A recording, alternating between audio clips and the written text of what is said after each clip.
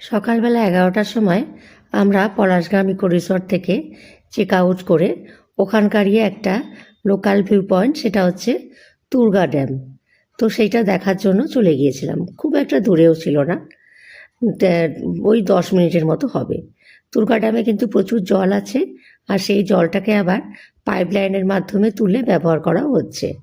তারপরে রাস্তা দিয়ে যাওয়ার সময় একটা জায়গায় দেখলাম যে চারদিকটা শুধু পাহাড় দিয়ে ঘেরা, আর মাঝখানে রয়েছে এরকম আখের ক্ষেত। প্রচুর আখ চাষ হয়েছে, আর মাঝে মাঝেই এরকম আখের রসও বিক্রি হচ্ছে। তো এটা কিন্তু একেবারে পিওর আখের রস, আর রসটা খেয়েও এত ভালো লেগেছিল, সে তোমাদের আমি বলে বোঝাতে পারবো না। এরকম মানে চারদিকে পাহাড়ে ঘেরা, তার মধ্যে আখের খেতে বসে আখের রস খাওয়া, সত্যি এটা একটা অন্যরকম স্বাদ একদম।